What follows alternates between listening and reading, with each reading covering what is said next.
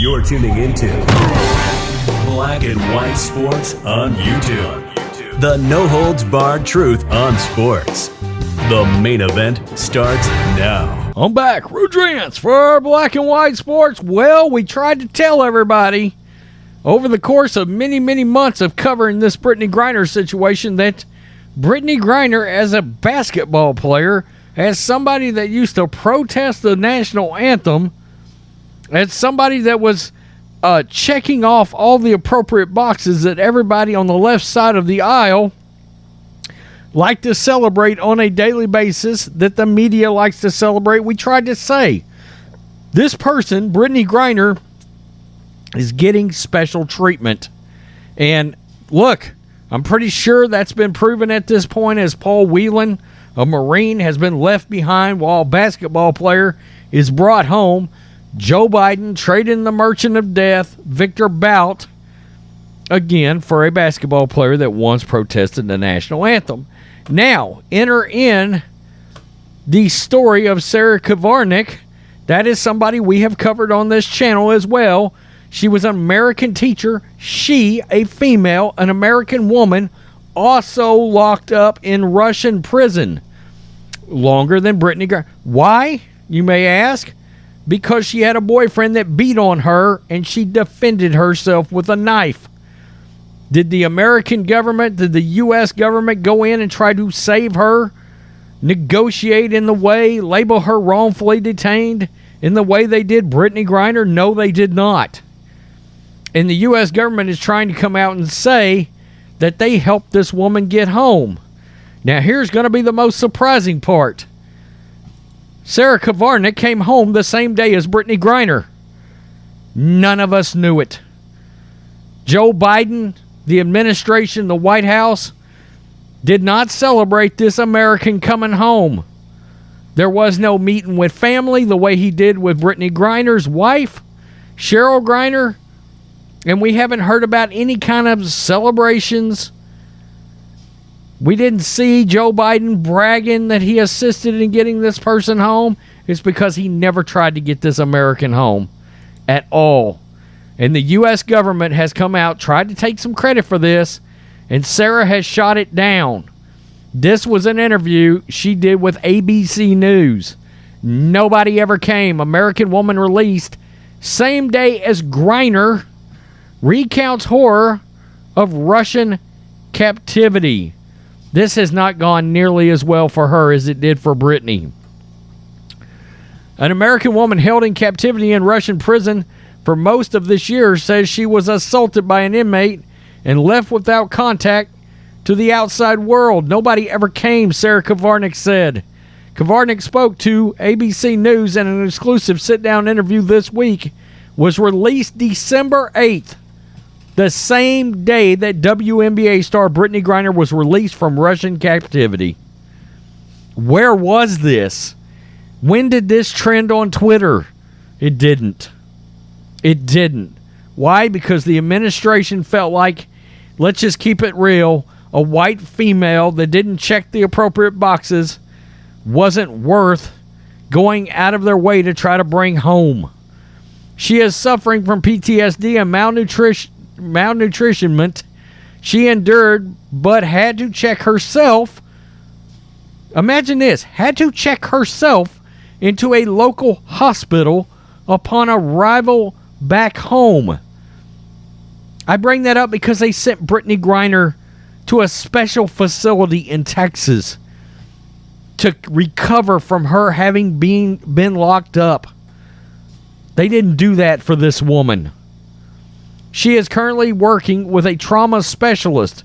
In a statement to ABC News, the State Department said, quote, "The U.S. State Department and our embassies and consulates abroad have no greater priority than the safety and security of the U.S. citizens overseas." The statement added, U.S. Embassy Moscow provided assistance on the case of U.S. citizen Sarah Krivanek for more than a year. We monitored the case throughout the process, including attending deportation hearings. We coordinated with Russian authorities to facilitate Ms. Krivanek's safe return to the United States. Listen to this. Krivanek disputes that claim. and says that she was put on a commercial flight by deportation agents from Russia and had to sign paperwork that required her to repay the U.S. government for travel costs. I'm just wondering, is Brittney Griner having to repay the U.S. government? She said she was only given $100 in cash and was forced to travel alone.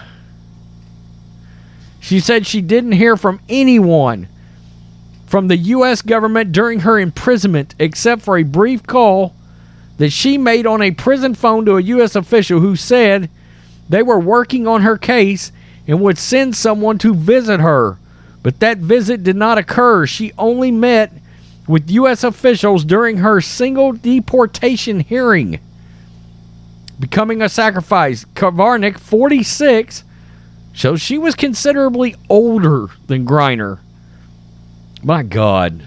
I mean, the level of special treatment that a basketball player got, for what reason exactly? We got other Americans over there. I mean, this is a teacher, an American teacher, for crying out loud. Krivanek had moved to Russia in 2017 to teach English, fluent in both languages. She said she ended up enjoying a successful career teaching at elite schools in Moscow. Following a broken wedding engagement, she briefly lived with roommates, one of whom was a man who Krivanek said beat her. In December of 2021, she was arrested and detained for attacking him with a knife that she said she used to defend herself.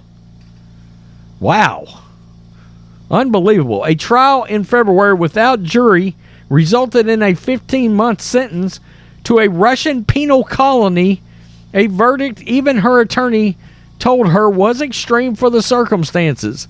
Krivanek says she believes she became a sacrifice for Russians to use to send a warning to the U.S. about intervening in the conflict.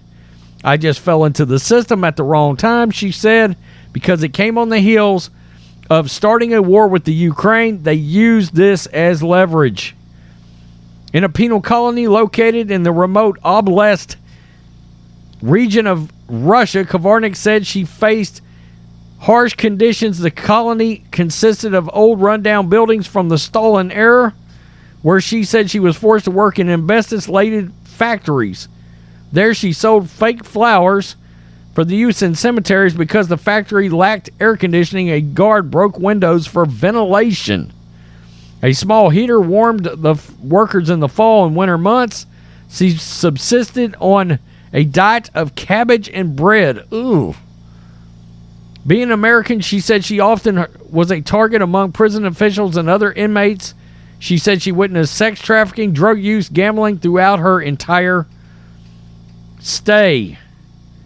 I mean, this is absolutely nuts. And this is where we're going to lay off. But I had to do this video. I had to share the light on the fact that this woman was not only locked up, which we've done videos on before, and for some reason, nobody wanted to pay attention to her. Again, I guess she doesn't check the appropriate boxes. Biden didn't feel like that would be a win for his administration, for the Democrats. They didn't help get her back home. That's confirmed by her. They just forgot about her. And then they made her come back on a flight, and she had to seek her own medical attention. Does everybody remember all the pictures coming of Brittney Griner on the plane? Wow. Wow, as if all of this wasn't a black eye enough for Biden and making the trade and all of this, you have this come out. She was released the same day as Griner. Biden was nowhere to be found. The media was nowhere to be found. If that doesn't tell you about special treatment, if that doesn't tell you about where their priorities lay, nothing will. Wake up. Unbelievable. Crazy. And guys, had we seen this, we'd have done a video on it immediately.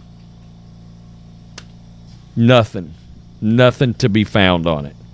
Amazing. And this is a name we've been watching because of the Griner situation. Unbelievable. Peace. I'm out.